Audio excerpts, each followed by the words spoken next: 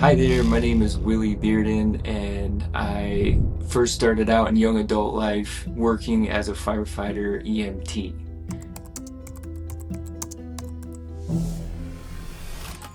So I started firefighting actually well before I got hired. And what I mean by that is on September 11th, 2001, watching the terrorist attacks, I saw firefighters running up buildings that they knew would fall down. And that inspired me.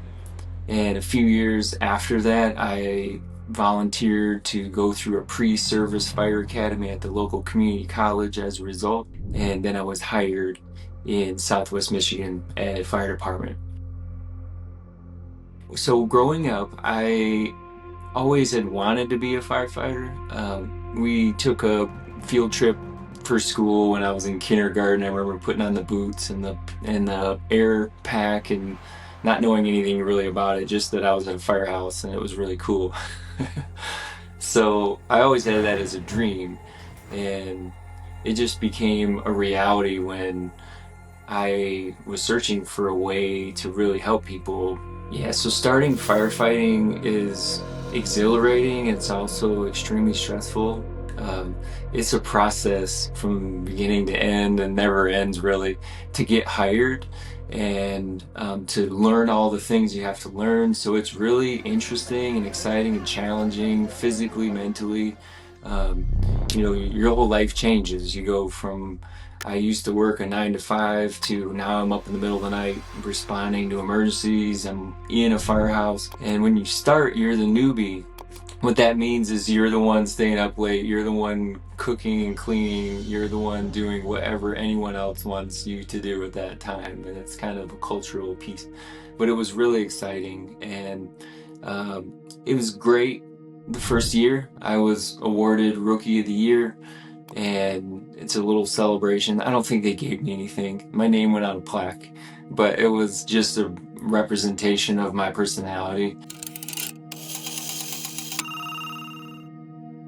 Yeah, so that call came in really early in the morning, like 2 or 3 in the morning on a weekend.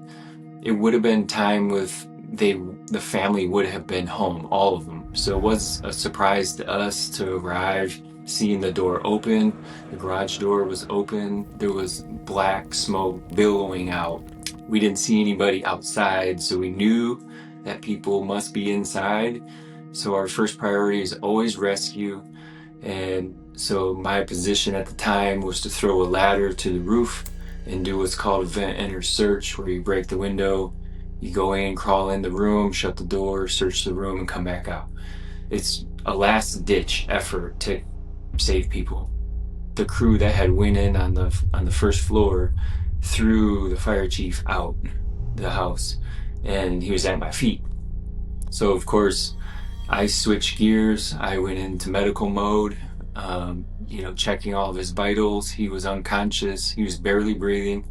I put him on oxygen and did what I could at the time. And I remember slapping him, like, come on, man, like, you're not dying here. And there was a long time to be there just with him, like longer than, I was comfortable with, because I couldn't do anything else for him. We found out later that he had gotten his family out and he had stepped back in to see where the fire was, and the ceiling collapsed and he was unconscious. And he remembers hearing everything. So he heard me. So he was really close. He was unconscious. He could not move. He was paralyzed because of the carbon monoxide was so high in his system that he couldn't move, but he could hear. And he coughed one time, and that was enough for the fire crew to hear him and grab him and throw him outside. He was sent to a decompression chamber in a neighboring city and put on a ventilator for a number of weeks. And like I said, lost a piece of his lung, and we went and visited him. The N Avenue fire, this house fire was my worst house fire, which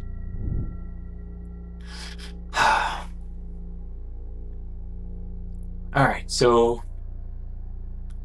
I'd have been 29 years old.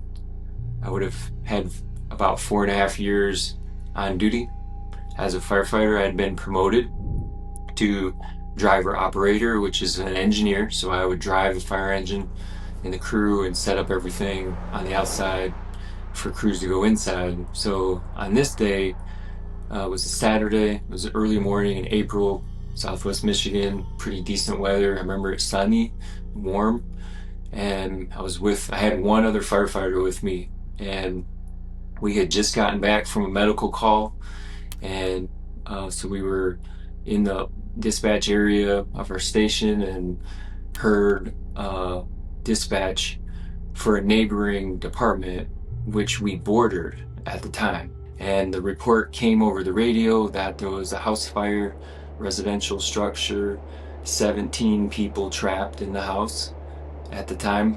And so I responded on the radio. I asked for every ambulance that they could send.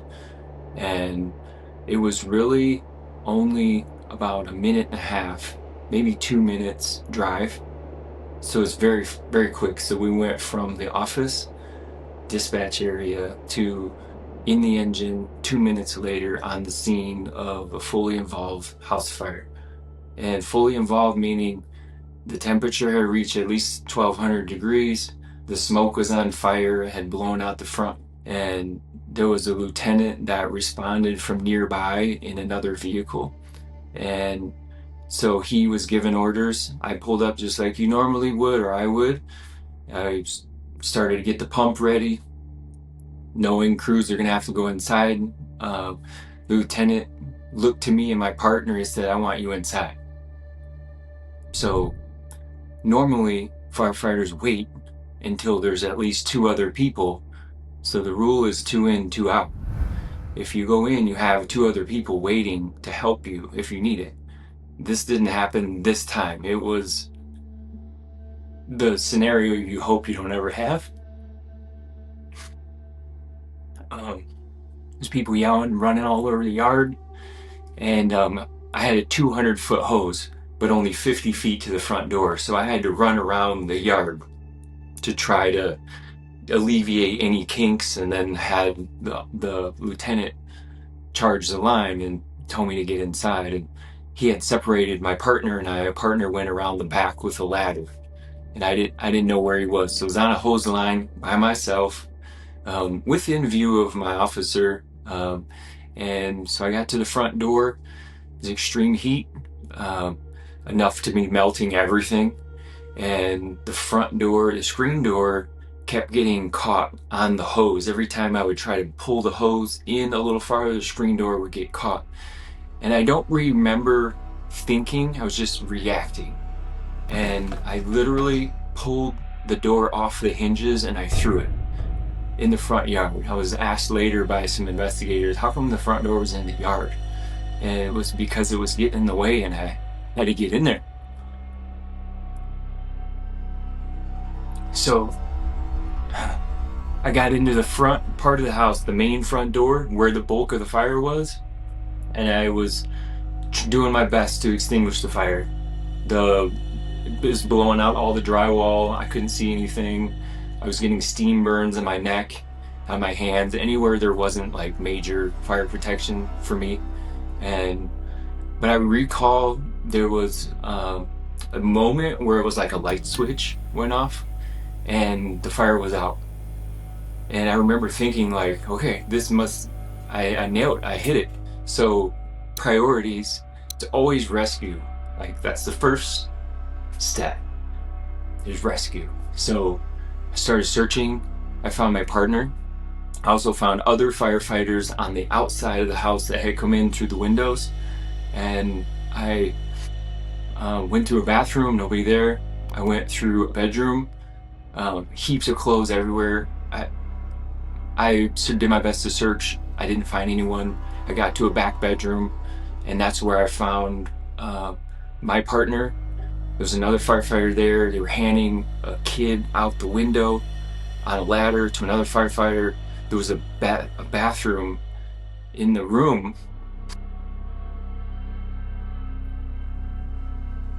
There's a bathroom in the room, because it's likely the master bedroom, with a bunch of kids all stacked up inside. They had crawled in there trying to escape the smoke and the fire. And so my partner and the other firefighter were trying to get the kids out.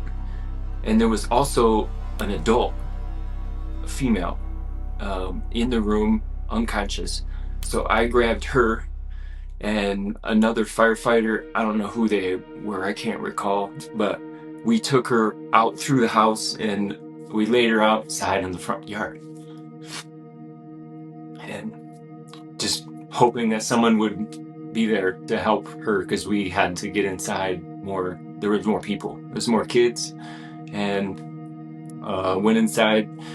We got all of the kids out. It was 5 of them total. They were all little kids, under 6, to my knowledge, and as young as like 3. So we got them all out.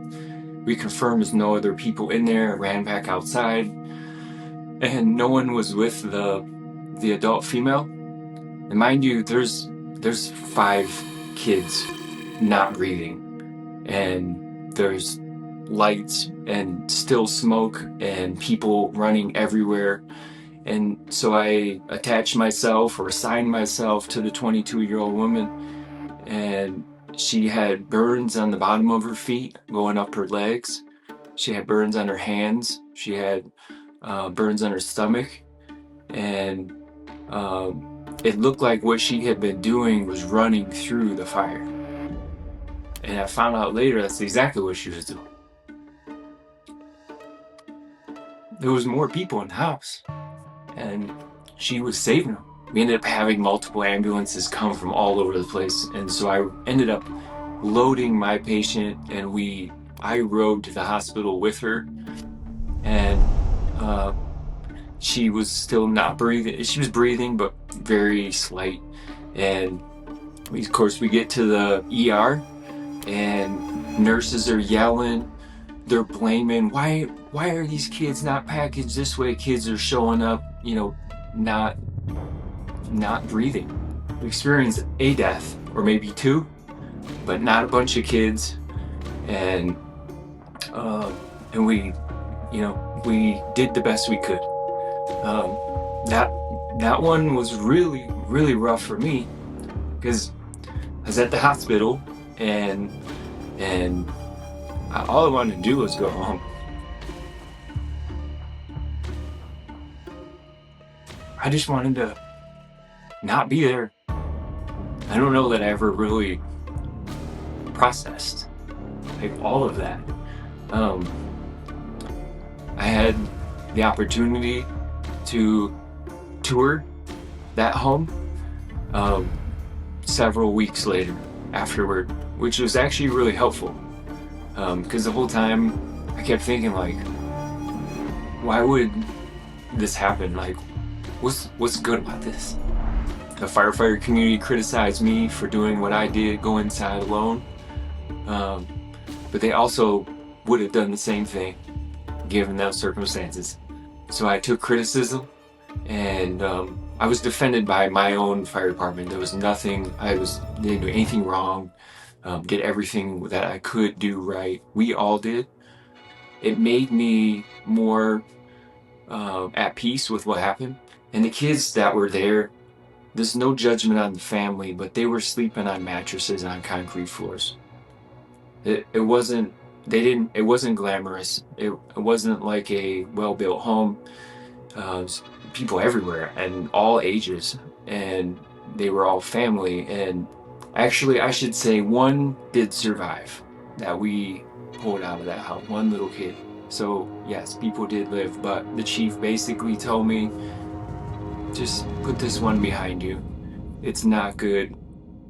Bringing it up doesn't help. About a year later, I couldn't sleep. I would go to the station and try not to sleep, because when I was at home, I would see images and stuff, not just of that house fire, but every traumatic thing I would ever had seen, people suffering, and deaths and stuff, and it would flash, and usually I could just kind of ignore it. But the house fire one was bothering me a lot because I was also gonna have a baby at the time. A different lieutenant, there was a bunch of them. One day, this lieutenant walked by and he said, "Hey man, you've been on a lot of rough calls. Are you okay?" And I did what every firefighter is kind of inherently taught to do, and that's say, "Yep, I'm doing fine." And I was just praying he would not ask me again, because I was holding it in. And when I couldn't sleep at the fire station, about 6 months of that, being going and then trying not to sleep and falling asleep in the recliner and trying to be awake, what I was worried is I wouldn't be ready for the next one. And so I ended up talking to a local pastor who gave a sermon one time on, when I was talking to him, starting to unload some of these things. That's when he told me, you have post-traumatic stress disorder. Which I never heard that before. I didn't even know what it was. And I just remember thinking, like, I want to help people like he helps people. So I continued to work as a fireman. I was decorated. I ended up saving another family off of a 3rd-story balcony, house fire, apartment fire. And I think it accumulated to a point where it's like, emotionally, I couldn't manage everything that I was thinking and feeling. And I decided, I'm gonna go to school and actually help people manage what they're seeing and feeling. I started working with first responders and still working as a fireman. So I had both jobs. And then in 2011, there was a cop who was ambushed and killed in the line of duty. Those kind of things send ripples to everyone, because it's like, yeah, remember, you can be hurt, you can be killed doing this kind of work. And as a counselor, you're really the only one around that was familiar with first responder trauma, secondary vicarious trauma. I ended up working with almost 100 different clients, personnel, first responders around the police officer who was ambushed and killed. He was shot. As I would counsel people, I hadn't learned how to kind of balance my emotional reaction. And so I was becoming saturated with grief. And I had my own also. And seeing, funeral processions and people, like grown men, crying, breaking down and having problems. It was too much, and I decided, after working around that line of duty death, that I would get into counseling full time and choose. So I worked almost 10 years as a firefighter before switching to a counselor.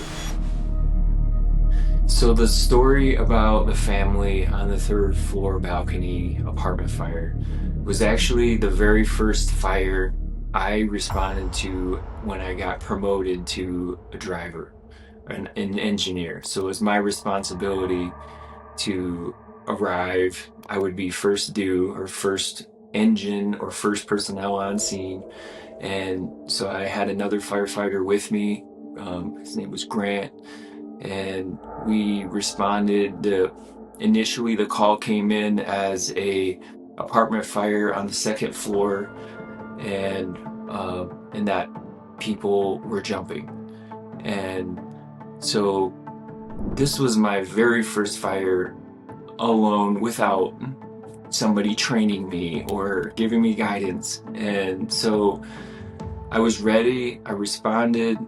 When Grant and I pulled in, it had been snowing for at least 12 hours. And this is Michigan, and lake affects snow. And so there probably was about 18 to 20 inches of snow on the ground that just fell. And so it was this cold, snowy February, I believe. Um, when we pulled in, there was heavy, thick brown smoke coming from the second floor. It was a 3-story building, and it was separated by a walkway with stairs. And one side was on fire on the second floor and leading into the third floor, and then the attic was on fire. So it had gotten into the attic. And so when we pulled in, and nobody could take the stairs, there was only one main way to get in and out, and that was the stairs. So when I pulled in, I was the first arriving engine, and I had 1,000 gallons of water. And on the top of the engine was a thing called a deck gun, and it's used to shoot water just kind of point blankly off the engine without having hoses and stuff set up. So when I pulled in, I saw that the egress, or the area where people would typically escape, was blocked by fire. And so I put the deck gun on that area, and people were yelling from the 3rd-story balcony. So there was only myself and another firefighter and a paramedic who had just shown up in an ambulance, not in fire gear. Us 3 worked together to put up one of our biggest ladders to the 3rd-story balcony and go up and pull down a family of 4. To give you an idea of the conditions that they were in, there was fire right above their head. And the whole roof at that time was in flames. Their clothes were catching on fire, and it was too far for them to jump without being injured. And it was coming to that point of the whole building was demolished. Like, it was just completely demolished. No one died. And so a few weeks later, at one of the the town council board meetings, they invited the family back, and I think I was only 2.5 years in, so it was new. And they had us I should say this, I was 28 years old, and I was given a Valor Award for the rescue of that family off the 3rd-story balcony. And the little girl was the one.